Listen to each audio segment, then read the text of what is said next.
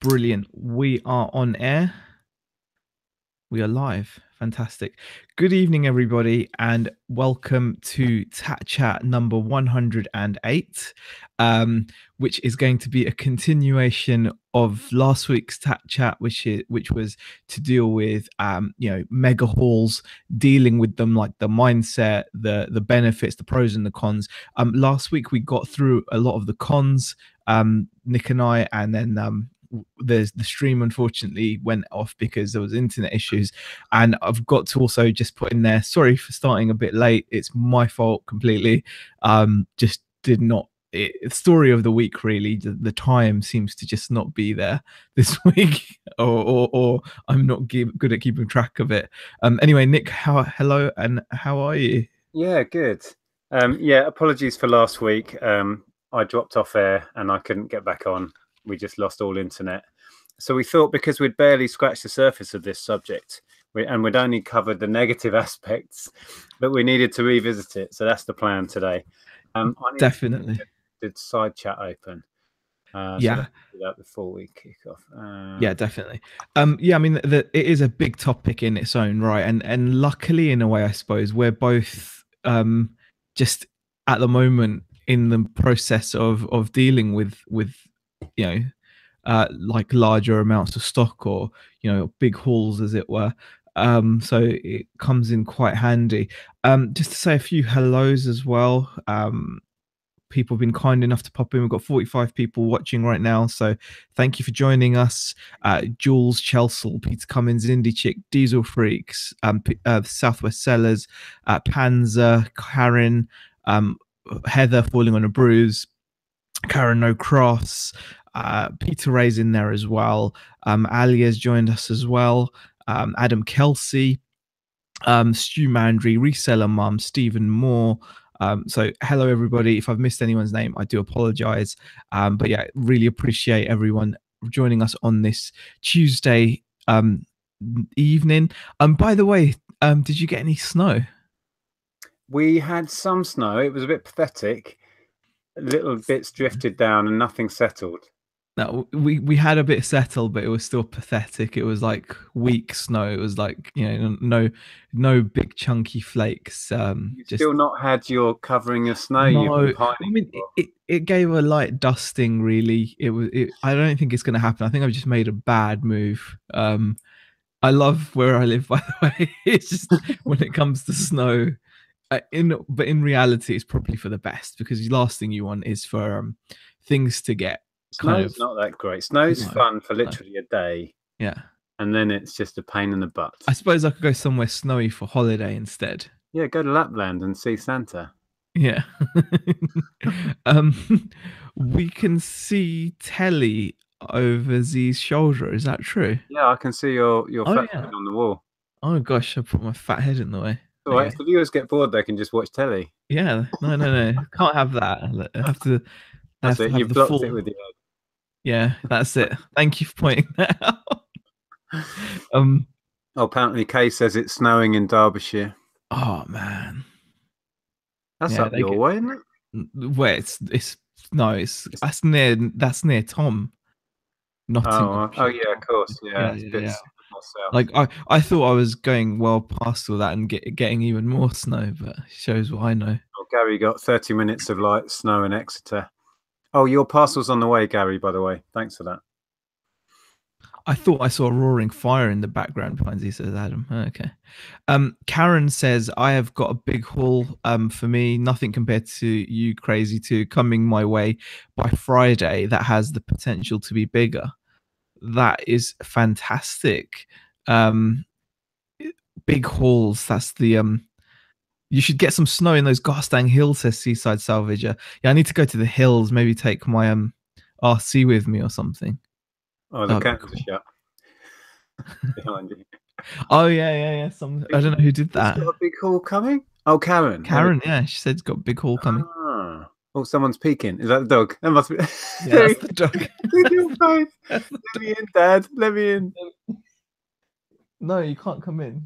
He'll only fart if he comes in. Oh, he's been brutal this week. I don't know. I think we changed his food to a different flavor. It's still Oh, that makes all the difference. It's weird.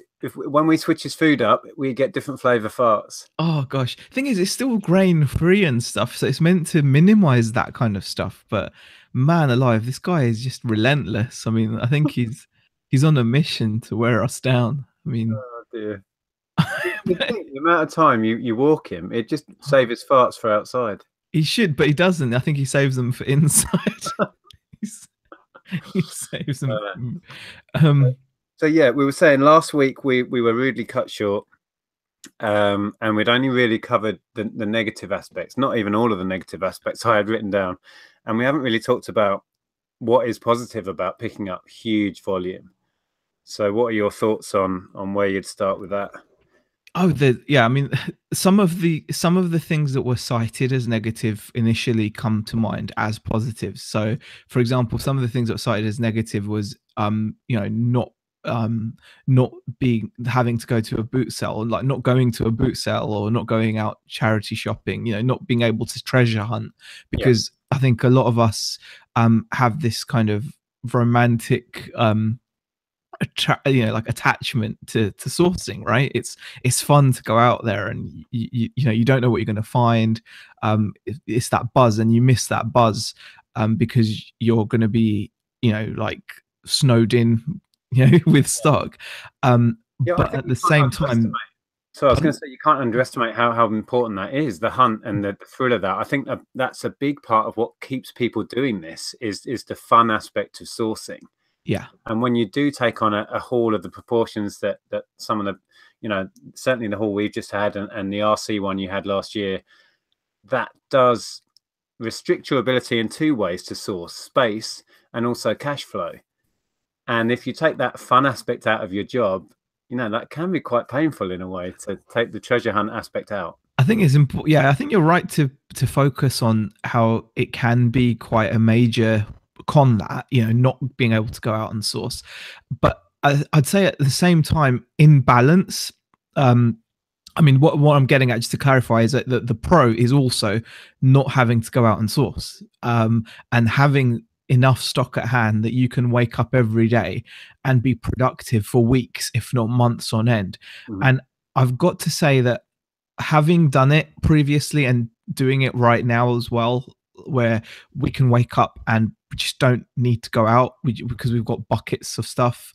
I've got to say, I prefer, in balance, I can accept that loss of the hunt. I mean, it does. The con again is that it does worry you, because sourcing, like anything else, I feel is very much like a skill, right? And when you don't do it for a while, you feel rusty, and you do feel, oh, am I like losing my kind of vim or vigor or my touch? You do get that nervous feeling as well. So when you haven't sourced for a long time and you go to a car boot, you will feel out of sorts, even if you're someone that's been going to car boots all your life. You just feel a bit like, oh, am I still at on level with the competition? I mean, I don't know if you feel like that at all. Not so much that. I always, every year, have a slight panic in my gut that the stuff's not going to be there. I've never really worried that am I able to find it, or am I good enough to find it? It's more, is it going to be there? Can it be that easy again that I walk into a field and pick up stuff for £1 that's worth 20 or 30 or whatever? And generally it is still there. It's never failed me all these years. But Yeah, yeah, I was just wanted to read James's comment actually sure. about having loads of stock and not having either the cash flow or the space to go outsourcing. He says it allows you to hunt without the pressure of needing to buy. And I think Andrew and I said that we are still going to go out, certainly when boot sale season is kicking off in the summer, but we're just going to be much more relaxed about it, and perhaps not have that pressure to fill the back of the car up, and maybe just source for Amazon FBA so I can get it straight out of the house, that sort of thing, but be much more relaxed about it, maybe. That's actually a good point, because I mean, I don't know if you remember, I had a bit of a breakdown a couple months back with this RC stuff, where I was thinking, oh, I just want to get rid of it, Yeah. and I remember like doing a stream on it with Beck, and people were just like, go out and source, and we went out that weekend, and I've got to say, it was really nice walking around and not feeling that pressure. Mhm. And funnily enough, that was the first time in months we'd gone to a car boot and I managed to pick up that Thin Lizzy touring jacket for 20 quid, which we sold for 300 quid within a few days. And it almost felt unfair because I felt like, oh, that's pretty funny because I've not even been to this car boot for ages. First time in ages I turn up. I'm not even fussed about finding anything, and it falls into your lap, as it were. And I think there is definitely some, that's like a really good pro because you get to source without the stress. And I think we've talked about this in different situations before, where we've talked about how moving from being a part-time reseller to full-time reseller is very different, because suddenly the same things will become harder because all of your decisions will suddenly have this extra weight of these decisions are going to um these decisions are going to affect whether you're going to be able to pay your rent or pay your bills for that month. Whereas before, while you were working and doing these same actions, i.e. going out sourcing or selling on eBay, whatever you're doing, it'll it doesn't have that same need because it's extra on top of your wage. Yeah, I'm actually looking forward to going out with a different head on, not thinking I need to buy. And I think that has clouded some of my buying decisions in the past. I think everyone's fallen foul of the I'm buying stuff because I feel I have to. And then you get home and you realize, was it really worth buying all this stuff that's going to be fiddly to list? There's not massive returns in it. So yeah, I think paring down what I buy and being more relaxed about it. And I think I might even be looking differently. When you found that Thin Lizzy jacket, it might have been that you were just looking differently because you weren't rushing around in a panic. Completely. And you just happened to go, okay, and looked at it with different eyes and thought, yeah. Well, definitely. I mean, I think you're right. You can even, I think you're more likely to experiment. You can walk around telling yourself, I suppose, I want to spend, I want whatever I'm going to pick up, I want it to be like a £20 find rather than a 50p find. So you can try to be like, I'm only going to look for high end, but generally, yeah, you're right. You can just look for things different. You'll be looking at things calmly, and you should be sauntering around rather than rushing around. And it's different. Yeah, it's definitely different. It sounds great in theory, but this is me. I'm not sure how this is going to pan out yet. I mean, the problem is when you get there and you do see people gathered around a store, your instinct still will be, what's over there? I need to go and get in there and have a look. And jump in. But the thing is, I did manage to leave some things behind, which I was happy with. So it can be done, but it's definitely I think that's an important thing to bear in mind. I suppose that's an important pro. So I suppose the first pro of the evening we're going to discuss is not having to go out, having that stock there. I think Indie Chick would struggle because she says, my teeth itch if I haven't sourced for a few days. That might be a battle then. Yeah, I'm reselling Polly is the same. Now, if you get a big haul, it has to be a lot more than a few days. Sometimes, I mean, we obviously we talked to Tom a fair bit, and he's a great example of someone that really could do without sourcing for maybe the next 5 years. And I'm not even joking when I say that he could literally stop for about 5 years. Yeah, newsflash. He said to me the other day that he's not sourcing at the minute. No way. I don't believe it. And going to a boot sale. Nah, I don't believe him. He's lying. I don't know how long this will last. I think he's a straight lie. Actually reining it in. If you're watching, Tom. Yep, I believe you, mate. I don't believe you, Tom. Darren has said he's getting his first gaming haul of the year tomorrow. Can't wait. Still love the thrill of new stock. Absolutely, yeah. It's a big part of the job, and a big exciting part of the job. Okay, let me just catch up. Oh wow, yeah, the chat's popping in. We've got over 100 people watching now, so thank you everybody for popping in. Jules says, took a break from sourcing since before Christmas. Felt it made me more selective again. Yeah, taking a break does help you to reassess it for sure. Yeah. Adam says we remember the breakdowns. I hope it wasn't that bad. But I suppose that's obviously a con. We mentioned this last week, the overwhelming nature of a large haul. But having having that stock there now to list, I feel now, especially with Beck's help, I feel a lot more in control. I think that's what changed it.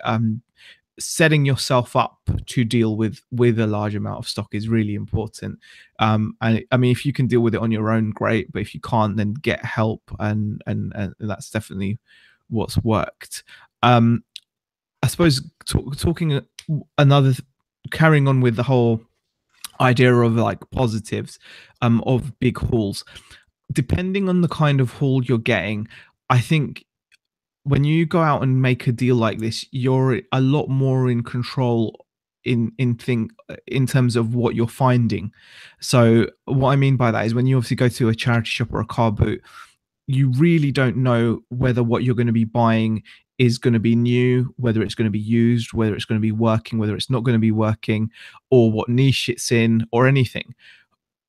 Whereas when you go out, and the thing is, guys, this is a mindset change. This is like, you either decide, when you go out sourcing, you either decide to go out sourcing at a charity shop or a car boot, or you decide to go out sourcing at an auction, or some, or like finding a contact where you're clearing stock or something like that. That's a decision, and obviously you can decide to do both of those things as well. So you can do clearance and liquidation stock, or buying in bulk, and you can still do the car boots and the charity shops.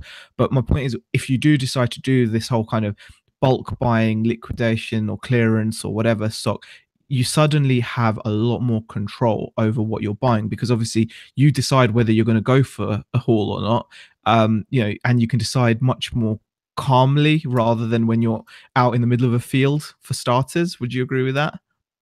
Yeah, well, in some respects, I mean, just thinking about the pickup we just had, Yeah. we kind of just had to go with that, and we had a very short space of time, kind of on. But I know what you're saying. A lot of these big hauls, you will have time to think about it, time to assess it, and time to work out what you're going for and what the profit margins are. But a lot of these big hauls, I'm trying to think of some of the ones I've But had. even with this one that you found, though, Nick, if you'd found the auction early enough, you would have had potentially a week, surely, before it went live. You would have had a week, and Yeah, that's a week to fully research. but that luxury won't always be there, and some of the No, best deals will be gone if you think about it. yeah. Well, But I know what you're saying, and you do have that luxury with in a lot of the cases, to sit down and do the maths and work it out. I mean, thinking back to the van load I had going back a year and a half, yeah, I had, and that actually took weeks of negotiation and working out and backwards and forwards. So in that time, I'd thrashed out what I thought I needed to get it for price wise, and then it's just a case of negotiating. yeah. I mean, and that's the thing. It's like, I think that's another benefit of doing these kinds of deals when you're dealing like business to business, as it were. So, for example, say you know someone that like has, you have access to like clearance or X clearance stock or bulk stock. Suddenly, you're dealing in a situation which is so much nicer. Like, I mean, like, I remember now both times with these RC hauls, when we're dealing, it's like you get to negotiate, you do all that stuff, but without the stress of having someone else on your back. There's no pressure in a way, because you're there finding the stock, or you're going through, deciding what to buy and whatever, and it's just you and the seller. And better than that, the seller knows exactly why you're there. The seller knows that you're only going to buy this mountain of gear if there's enough profit for you to, if there's enough profit in it for you. So that in itself is another big pro of dealing in these kinds of halls. It's just I think it's an infinitely nicer experience. Whereas when you go to a charity shop or a car boot, it's so petty, because sometimes you're gonna, we've all read the numerous threads that come up where sometimes people get treated pretty badly by either the staff or sellers. We've all had sellers that refuse to sell to you if they think you're going to be selling it on, or we've all seen charity shops where the workers have like views that, like, they don't like resellers buying things for, even if that's not the company, or sorry, even if that's not like the charity's view. You get that. Whereas when you're dealing with these halls, or whether you're going to an auction, the auction house knows you're there pretty much to, because no one buys 30 of the same thing, or no one buys like 100 of the same thing. Yeah, yeah, for themselves. exactly. It's a room full of Yeah, dealers, pretty much, yeah. at an auction. But I was just thinking through Mm. what you were saying, listening to that, and I think the thing with going to a car boot sale or a charity shop, it's within pretty much everyone's comfort zone. And moving up to the level of negotiating with people and haggling with people when you're talking thousands of pounds, it is quite daunting, and it is something that you would need to get your head around. It can be frightening, the sort of money we're talking about, and I think that is a big barrier to entry when you're talking thousands of pounds on a deal. But there is a lot of wiggle room on price as well. You're Well, I talking mean, about negotiating, but pro that's and a con, skill. though, That's a isn't it? skill you have to learn. I think that's a pro and con, though. It's a good con to point out. Yeah, because we're not talking about. Yeah, we're talking about obviously more substantial size deals. You're not going to have, because the benefit of, again, the benefit of it is you're going to put yourself in that smaller group of people Yeah, that's willing to spend that much. exactly. Because the moment you get into the £1,000 plus sort of level of deal, it's probably going to put a lot of part timers out of it, just because they don't have that sort of cash flow to play with, understandably. Yeah. And you are going to put yourself into a minority of people that are even considering it. And then because of the bulk of it, that will put off a lot of other people who either don't have the storage, me, for example. So yeah, you're narrowing it right down. So you're more and more likely to get a really good deal out of it, because there's less and less people interested. And because there's less people interested, it's a buyer's market. So then you've got the leverage to negotiate. And I love all of that. That sort Yeah. of stuff excites the hell out of me. Definitely. But also, let's not forget, like I said, also who you're dealing with.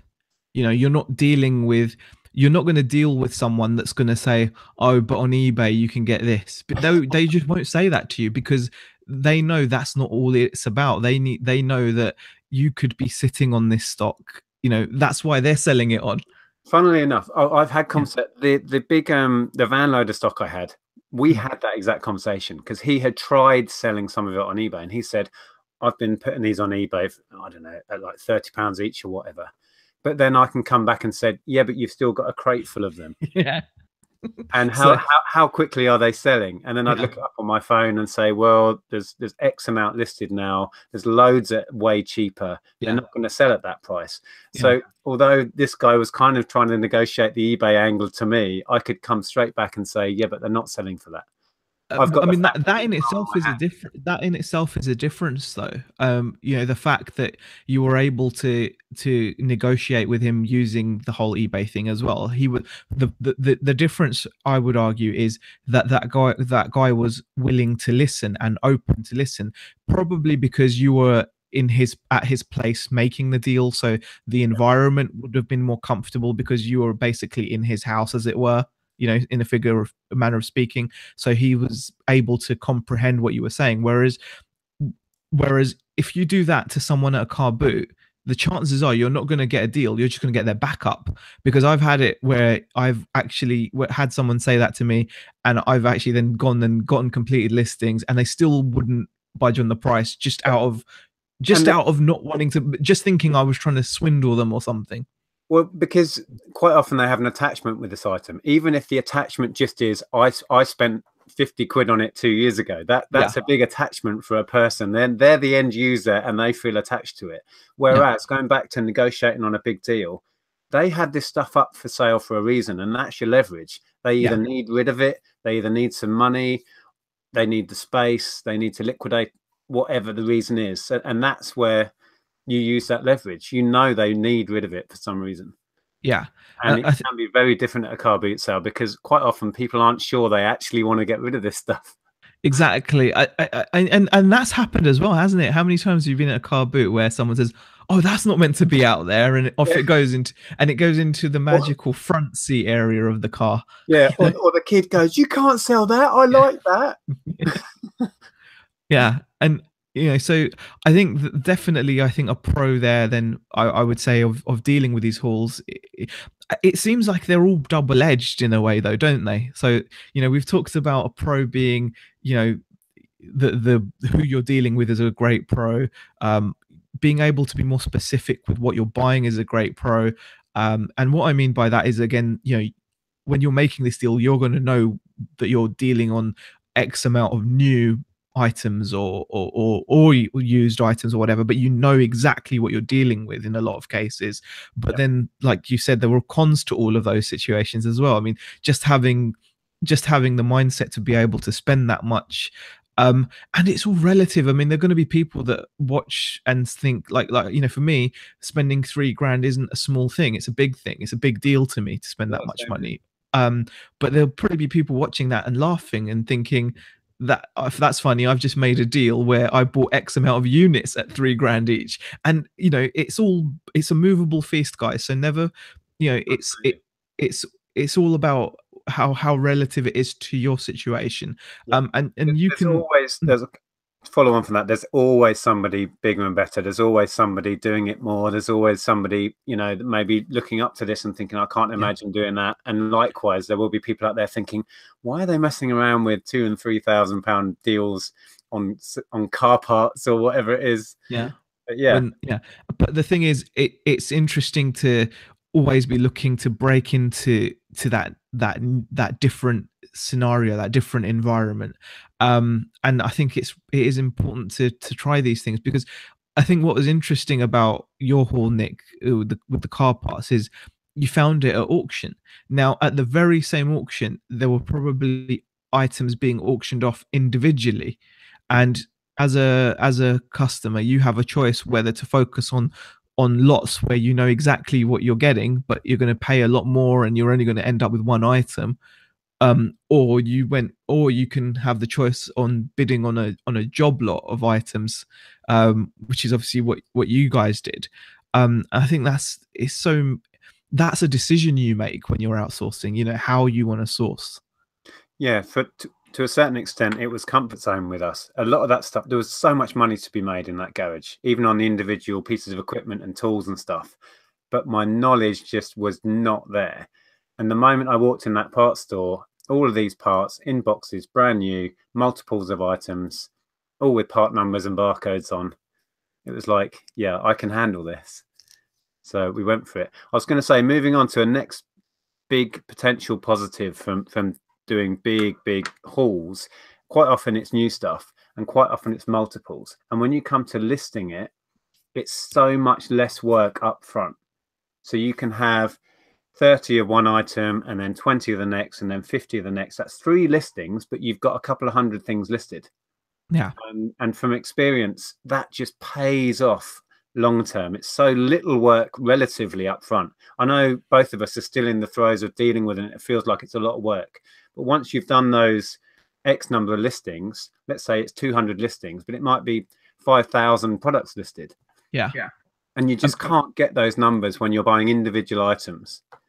It just doesn't work. Completely. I think that's an immense point to make out. And that does kind of come under, knowing what you're going for. You have that benefit when you're going for these kinds of hauls, that you will have new items, multiples. I mean, I think I read somewhere or heard somewhere on YouTube, I can't remember who it was, but someone mentioned that apparently 86% of stuff sold on eBay is new. So used is a very small percentage of the amount of items that are for sale. So the new stuff that sold, it dwarfs used. Is actually quite a small market. And if you think about it, it's probably true. I mean, I don't know where I heard it. It was a YouTube channel. I can't remember which one. Damn it. That's a stat that stuck in my head, that 86% of stuff that's sold on eBay is new. So that, when you suddenly end up with these kinds of items, it really is amazing, because it, like you said, it ticks away for you. But the nice thing is you're selling this stuff regularly and your listings aren't going down either. So it's so much easier to build. So, you might sell, 20 items and your store will still have the same number of listings, which is insane. Whereas when I was just dealing in one-offs, it's that constant battle to build your inventory or keep your inventory going, because every time you sell something, that's 1 off or 2 off, or 10 off or whatever you've sold. Whereas now you're selling multiples until you run out of that multiple. And it really does help to build up a kind of steady income stream. And we've had the benefit through selling off not only the gaming hall, but that big van load of stuff. And this haul of car parts has come perfectly for us, because we've just got to the end of that van load of stuff. I've got like 2 tripods left and some cycling shorts, and I think that's it from that van load. And that blows my mind, the fact that we've turned over that entire transit van full, and now we've got to start on the next one. Definitely. I mean, it is very steady. I've got to say, you're right. It's very steady. I suppose another kind of benefit that comes off of this is when you manage to get hold of a lot of similar kind of stuff, you do inevitably end up with a lot more kind of repeat customers, people doing like multi buys from you, things like that. You notice those things more as well. So how it affects your sales it's quite in a wide variety of ways. Like for example, I've definitely noticed this. We've definitely noticed this with our RC haul, where we've now got regular buyers that come and buy parts from us regularly. Like, either they're breaking things regularly, or they just they trust us now because they've bought from us a couple of times and they buy regularly from us. And Yep. And also we've noticed people doing multi buys because they then notice that, hold on, this guy's got a lot of this stuff, so I can, he does other things in the same niche. Whereas when you're at the mercy of the randomness of car boots and the randomness of charity shops, and even, I should point out, even the randomness of auction, because auctions, I want to be kind of, I think it's important to mention that auctions are not always the same. I mean, I think you mentioned this with your chat with Andrea on Sunday, actually, to someone in the chat, where you said that, I think someone asked, like, how to find certain types of auctions. And, if you check an auction 1 week from the next, they can have a wildly different catalog. And auctions themselves, can also be random. You could just go to an auction, and 1 week they'll just have lots of random things. And I don't think that's as helpful to create like a steady, customer base almost. You might find the same happens with your car parts, where people will realize, like, it might even be garages that start buying from you. They'll know that there's a supply of a certain filter or something, and they'll buy from you. Yeah, we don't know. It's such early days. I mean, Yeah. so far we've not got a lot listed. We're still Sure. working on sorting it, really. But we've sold like 4 or 5 of the same oil filter Yeah. already. Wow. Yeah. As for patterns and whether people are going to multi buy, I have no idea. I mean, we've had, since having the RC hall, we've actually had a number of RC eBay shops and, shops buy off of us. Yeah. And in, sometimes in big numbers. One RC shop actually bought out all of what we had on a certain part. And then we've had other RC shops buy parts from us, either to maybe complete things for their customers or whatever. But you find that you get that level of, consistency, which you simply can't get if you're at the mercy of the randomness of a charity shop or a car boot. Because what you're going to find is going to be, it's going to be all individual items, the chances are, and it's going to be, one-offs. That's interesting that you had shops buying from you. Did Yeah. you put a note in or something with the shipment and say, drop me an email, let me know what you want, and you could do a deal? No, I didn't, but I've got the email. It was actually a Spanish-based shop, and they've got a huge eBay store. They've got a huge website. Oh, wow. And they didn't even make an offer or anything. They just bought out like a whole line. So I am tempted. I thought to myself, I kept their email aside, because I'm thinking, when we do finally get to the stage where we're like, okay, we've sold everything that I think is sellable, and the parts that just aren't shifting, it may well be worth bundling them all together and then contacting them and saying, look, I've got stacks here. Do you want them? So Yeah, definitely. I was just reading before, going back to, there's always someone on a different level to you, no matter what level you're at. Jay Dennis says in the chat there, we gave up car boots and jumble sales a long time ago. We buy at auction. January's spend was 9.5 thousand, and the return was 26,000 on 5 wow. eBay accounts. Wow. That's amazing. There's Exactly. As soon as you think you're doing things on a big scale, you'll find someone who's a lot bigger. And again, there'll be other sellers way beyond what Jay Dennis is doing there. And But what's really cool about what he's shared there as well, though, is the fact that they gave up car boots and jumble sales, so they started at car boots and jumble sales, or that was one of their early points. And I think that's always really nice to know that you can eventually, you can get to where you want to be if your mind is in And I that just want to place. put out there that there is nothing wrong with buying at car boots and jumbles and doing that as a full-time income and being comfortable and doing it well. Yeah. People have proved that you can do that. Yeah. I've always liked to experiment with sourcing, as you've seen in the videos for the last 3 years. I try a bit of everything, but yeah, we're not trying to put down jumbles and No, boot no, sales not at at all. all. Not at all. And Because if you can make that work, then more power to you. exactly. I mean, he actually says with an auction, you get a chance to slow down, check up on items, and work prices out. Definitely. I mean, again, talking about like the mindset of it, I mean, I still remember pretty vividly like the difference when I had been sourcing mostly at car boots, charity shops and car boots, and then when I first went to auction, and suddenly I was spending like a lot more on a single item, and to get my head around that was just not easy. It was that was, I think, a big issue for me. Like but you have to break through that and get through it, and then it became second nature for me to spend more on individual items. It got to the stage where I was happy to bid hundreds of pounds on an item without even knowing if it fully, electrical items, without fully knowing if they worked or not, because I still felt that it was worth the risk.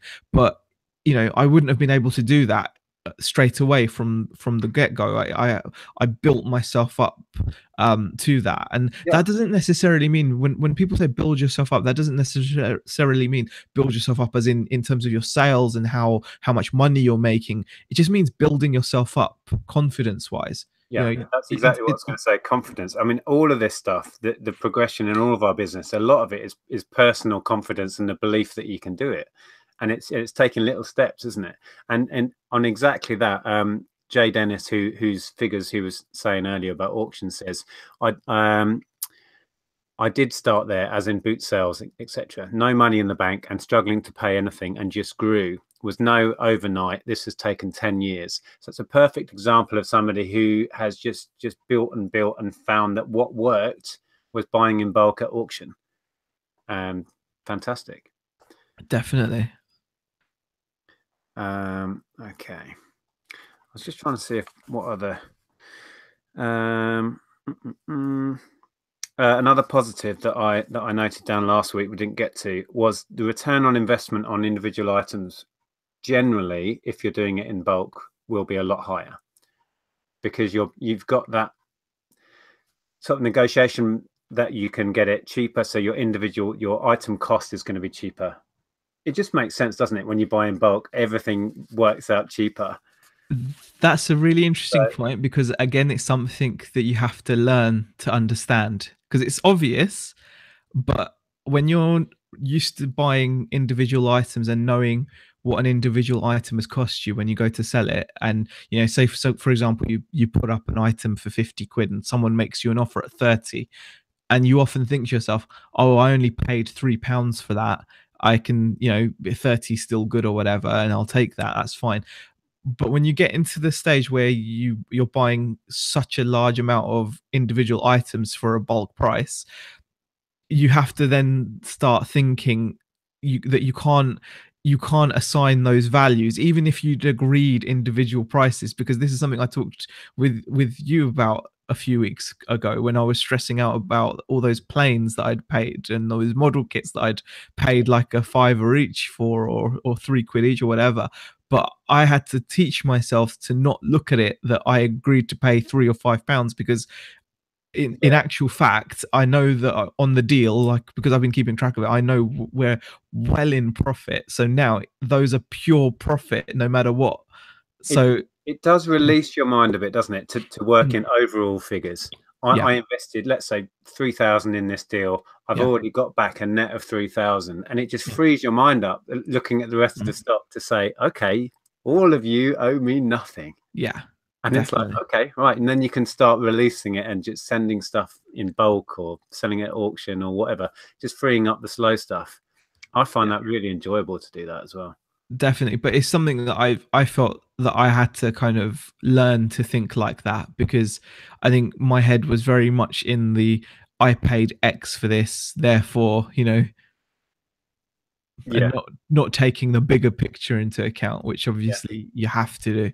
It's interesting because, like I said, last time we spoke about this, I struggled with that for years when I had the retail outlet, and I would cling on to the RRP or something, or what my cost from the wholesaler was. It's like I can't sell it for less than that.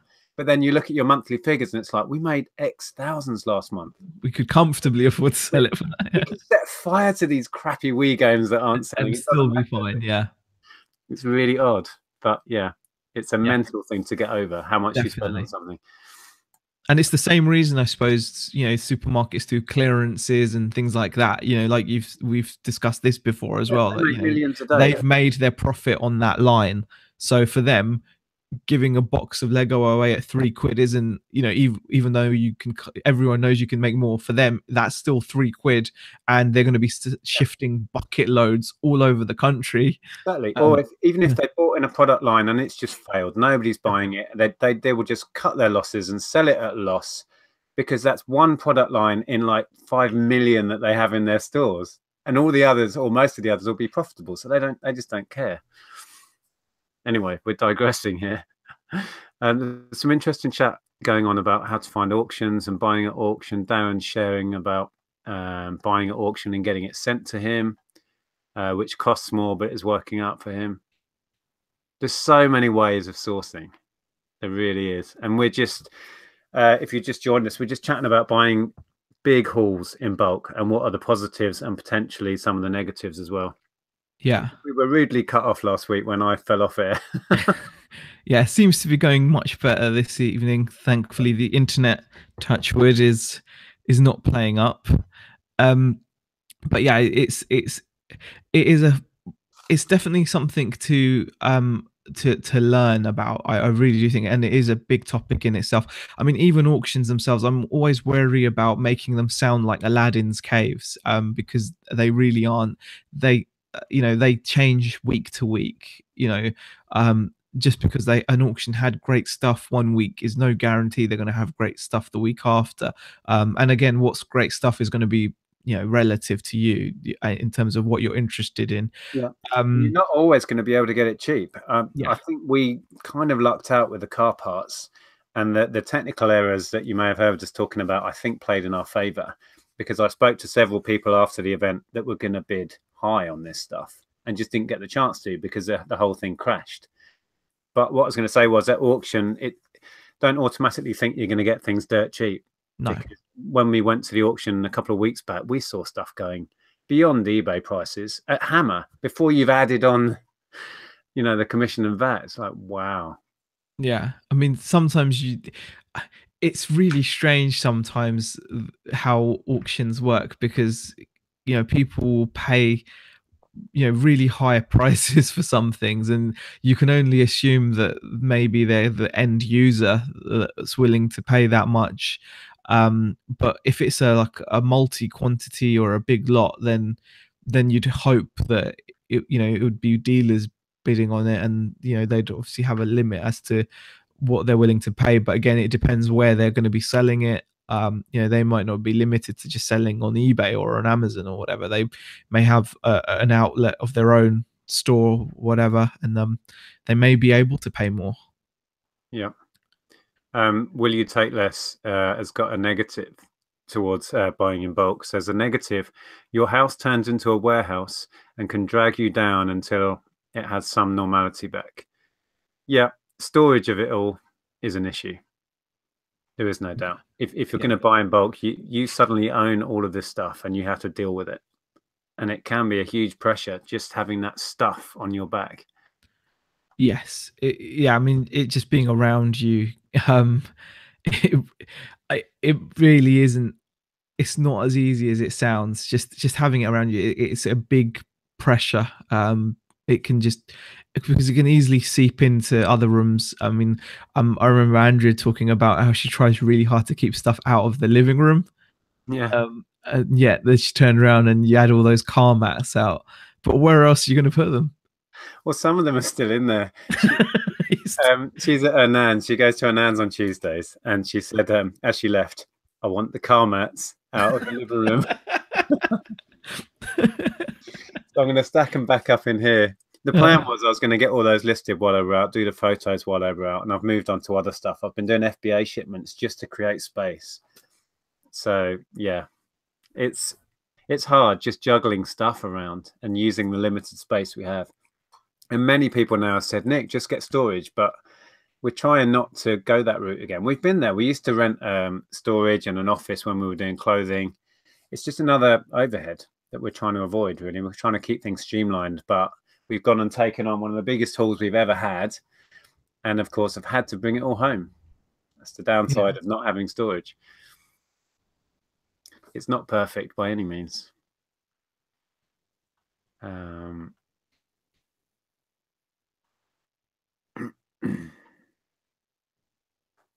I'm just reading in the chat. Yeah. Jay Dennis shared another trick saying if you go on Google Maps, choose an area and search auction, it lists most of the auction rooms in the area. Yeah, what to find auction houses, definitely.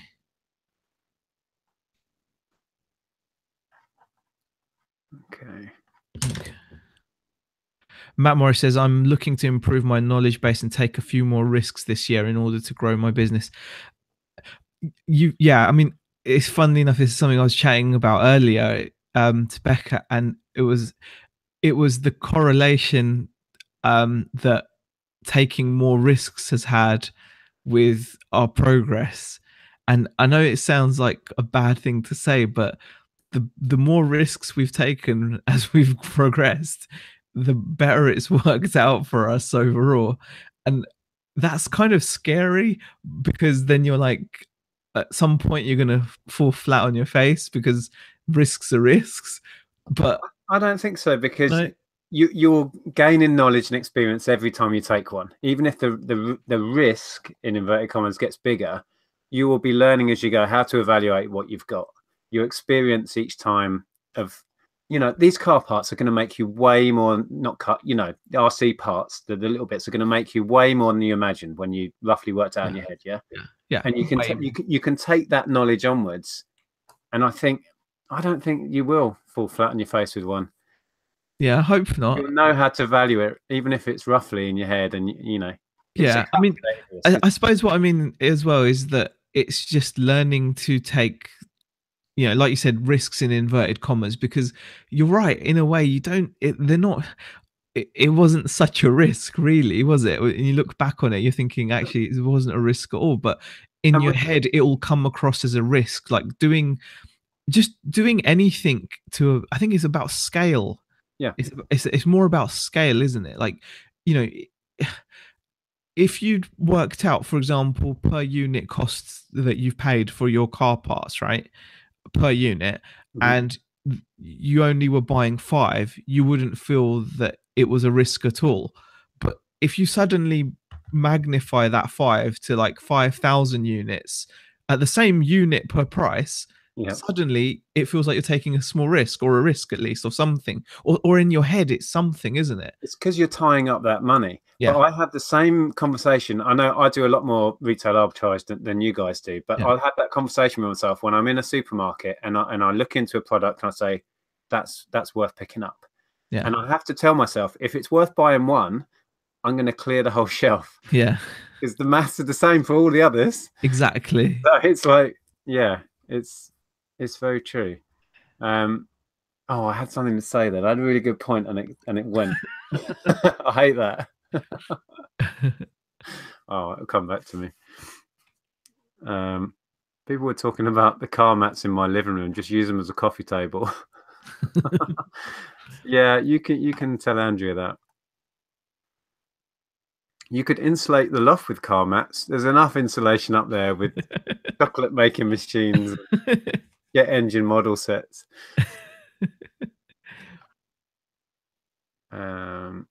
Peter asks, how much sticky stock have you got, Nick, now compared to the mega haul? I I don't know. We had a good go at clearing most of the old stock out, and we just sent a car full of it to auction, which we're hoping to go up on Saturday and try and film some of those lots ending. So we're just hoping we're not going to be embarrassed and it sells for next to nothing. Most of it's the sports shop clothing that we just weren't going to get around to listing, and we needed the headspace. And Graham Nichols says no sticky stock, Peter. Nick's got 440 cans of WD-40. Yeah, that's a funny one. Got plenty of lubrication for it. Yeah. That sounds wrong. Joan Glenn says, listen to other dealers chatting at auction. You can often overhear them talking about other sales and good buys. Very true. That's a way of picking up info and just talking to people. I mean, I remember talking to Kirsten about her, going to auctions, and she was talking about how she just went up, if she saw someone buy something that I think perplexed her, she just simply went up to the lady and asked why she bought it for that much, and just got talking, and she just put it in the chat now, just go and talk to everyone at auctions.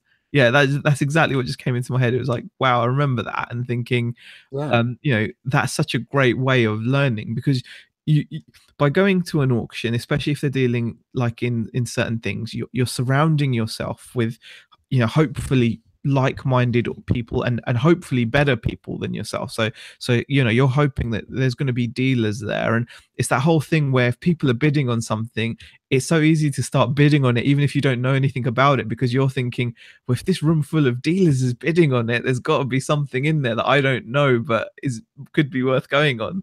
It's so true, because information is power when you're buying stuff. Yeah. And I was going back to the auction that I went to, and I heard guys chatting about these all those cameras, the security cameras, which was the reason we initially went up there. And they were saying he had a lot of information about it, and the fact that the little hard drive boxes, he said, don't touch them with a barge pole. Almost certainly they've got hard drives taken out. Yeah. That and the other, and then he was telling me that where it had all come from, and the fact that it was end of line and it was old models. It wasn't necessarily putting me off, but it was just giving me that bit more information. I didn't end up bidding on any, but I would have gone in that bit more knowledgeable just from going up and saying, hi, I heard you know something about these. What do you know? That's basically all I said. I mean, even if you were the cynical type, what you could do with that information is research it. So now someone's given you like a head start pretty much about like those units with the hard drives taken out. Then suddenly you could actually search for those things and look at completed listings, and maybe that would help you then understand why certain ones were selling for a lot more than others, because maybe those ones still had hard drives installed in them versus others which may have had them taken out. So that bit of knowledge that he's given you, you can still use even if you're cynical about it. Even you don't have to take the guy's word for it. You can just take the knowledge. Exactly. A question just caught my eye. Seaside Salvager said, question, this is to me, does it feel a long time ago when you first started reselling board games? Yes, because it's 16 years ago. And I'm still doing it because I can see logo in the background. Oh yeah, these were some sealed ones that I picked up. That one sold earlier, so that's going out tomorrow. Yeah. There you go. Still at it. All I'd say with board games is do your research. There's not money in every board game by a long shot. Joan Glenn Martin says, other view is true too. At auction, other people do not always know more than you. And Kirsten follows it up with, the only problem with bidding up, if you're not sure, is some collectors go to auctions. So yes, you can easily get burnt. And again, both of those points are pointing towards knowledge, really. And also, Jay Dennis makes a good point. Good dealers are very, very secretive and can give you wrong information. Yeah. Very true. Very true. I mean, people can try and put you off lots. But the fact that they'd be trying to put you off would be, if someone was just telling me that, oh, this is rubbish, that instinctively would make me just go and research it. It wouldn't put me off. It just wouldn't. Yeah. Either way, because I'm just cynical. So even if someone, to be honest with you, if I was at an auction and, and I've heard people say, rubbishing lots, and then I've heard people, talk, bigging lots up. Either way, all it does is it makes me research it because I don't trust them. I don't know them. I don't trust them. Yeah. It was interesting because I had that thought when I was chatting to this techie guy Yeah. who works in the industry and he knew all about these security cameras. Yeah. And I thought, well, he might just want all of these Yeah. server things or whatever they were, recorders. Mm. So I wasn't really sure. But then I actually stuck around to the end and he said, all I'm here for is a couple of these ceiling cameras. And that's all he bid on. So I had faith in what he was telling me to a certain extent because it all panned out. He didn't suddenly bid on all these recorders that he was telling me Buy them all for like, yeah. to not bid on. Yeah, it's very true. You can't believe everything anyone says. Yeah. Stephen Moore, I like watching the people at auctions who don't bid and just go there to eat dinner for their night out. Well, we're thinking of sampling the cafe at the auction when we go on Saturday. They've got a cafe that overlooks a couple of the auction rooms. So, oh, here's another comment from Jay Dennis that's interesting. He's speaking to Joan in the chat saying he covers from Newcastle to Carlisle and then down to Somerset and Essex. I do a minimum of 2 auctions a day. Now that's like a pro and a con of dealing in large amounts of stock. The pro obviously being that when you're dealing in large amounts of stock and you're going to be bringing in a boatload of inventory in one go, suddenly it becomes economical and feasible, viable, whatever you want to call it, to literally see the whole of the UK as your stomping ground.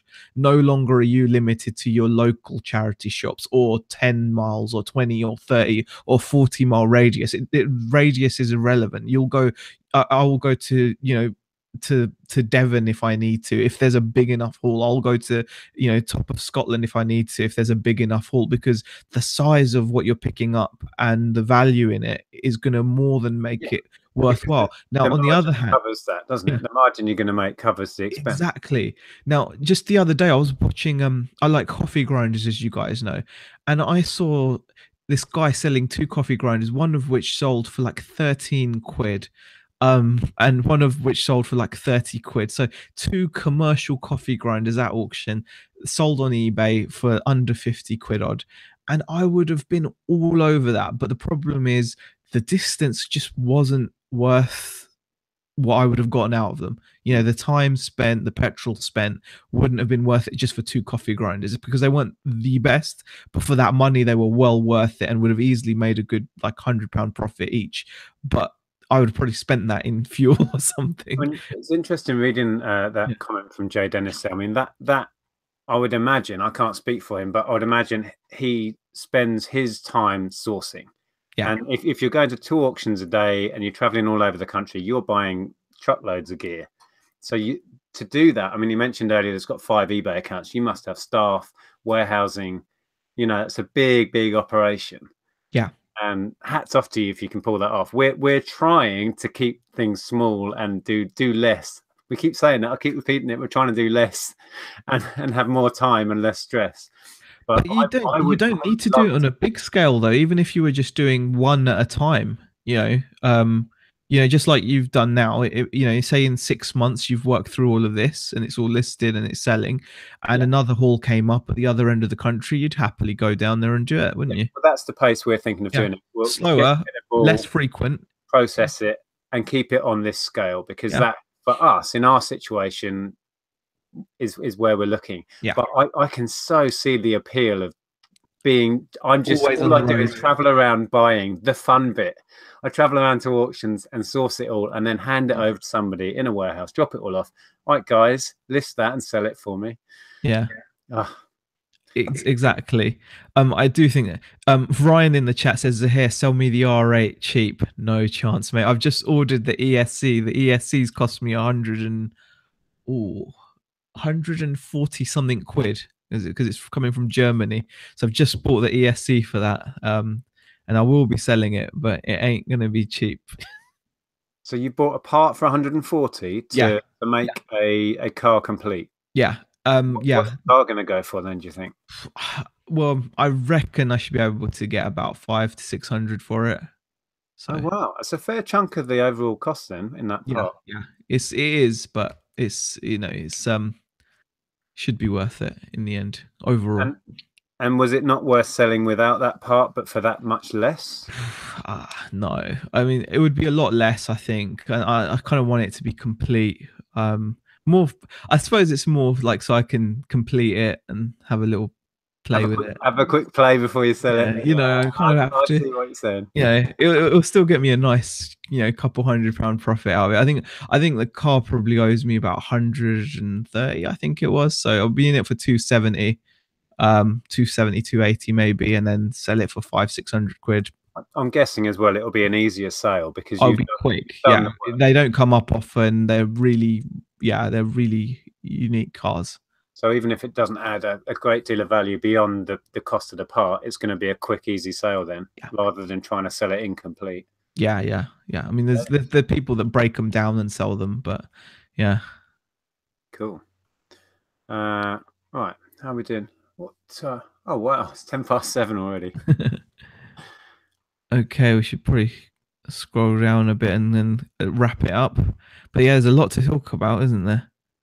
Oh, here we go. Jay Dennis again. Nick, don't fall off your chair. But with a turnover of 140,000 last year, there was just me and the missus with my father, her father, and her sister helping sometimes. Wow. Wow, it's still a fairly big operation, but wow, hats off to you, mate. That is pretty epic. Well, I mean, you say that. I mean, I actually bought from when I was living down south. By the way, Dr. Doodle Doo says he would go to the end of the earth slash dash Croydon. Croydon's my home. I love it. I miss it now. Not that much, but but but yeah, that reminds me though, when I was actually down south and I actually bought something off of a seller. I was buying just bits and pieces off of a seller, and they were just a husband and wife team where the wife was like at home, and I think she was actually really heavily pregnant at the time. But the husband was literally driving around the country with a transit van, so he'd go out all over the country to auctions buying in bulk, and then he'd bring it home and then they'd sit and list it together. Yeah. So that is awesome. Yeah. Ryan says, thought we were friends. We are friends, Ryan. I'll see what I can do. Maybe not. Um, okay. All right. Well, I managed to cover all of the positive points I had, pretty much. Return on investment, building a stable income, multiple listing. Yeah. Save sourcing time. We covered that pretty much, didn't we? Efficient sourcing. Cool. Yeah, we've done pretty well. Managed to get through a lot of points. We've got 120 people in the chat. I hope you guys found that chat interesting. I mean, there's still a lot more to talk about. Stephen says, hey, you should take Alfie to the auction when he farts and clear the room. Yeah, you probably his stench will probably somehow destroy the stock somehow. I'm pretty sure it's not good. If you could bottle a dog fart smell, and then you just need a gas mask, and then just let it off as your lots are coming up. Just let it off. Just let it out yeah. the bag. Oh, it should be horrible. And then you just go, yeah, I'll bid on that. Thank you. But yeah, thank you very much. Ryan actually says a guy I get stock from delivers a round trip of 800 miles a week to drop off gear to people en route. Dedication. That is insane. Something to bear in mind, really. I find it so inspiring. Just reading some of these comments about how different people have set up, their businesses for themselves and tailored it to their style of doing things. I mean, you don't have to look very far. Just look around the few YouTubers we have in the UK that are doing this. Yeah. It's just so inspiring. There's so many ways to do it, of doing it. Definitely. Well, thank you everybody for joining us. I hope you enjoyed the chat. If you did, remember to smash the like button. There's links to the Facebook TAT chat group in the description, and Nick's channel. Everyone's probably already part of both of those, but mention that anyway. And I think that's it, really. Are you going to be having a guest on this Thursday, Nick? I haven't had a minute to think about it. Maybe. There you Maybe live stream on Thursday from Nick. We're gonna endeavor to put out some more videos. I did actually start a vlog on Sunday, and I vlogged on Sunday, and then I forgot to finish it, and now I'm kind of like, oh, do I bother? It's all disjointed, it's all broken now, it's irrelevant. I don't know what to do. Oh, you've told us you've made it now. We want to see it. No, but I Just just had a couldn't. little bit on the end, so I forgot to do I it. might just be like, yeah, this that was the worst vlog ever. I just put it. Yeah, by the way, guys, I was meant to finish this on Sunday, but it's now Tuesday. I've done that loads of times. I completely forgot to end it. So Yeah, yeah, I hope you yeah. try. Do that. See, we'll see. All right, guys. Anyway, thanks for watching, and we will see you in the next video. Yeah. Bye. Cheers, guys.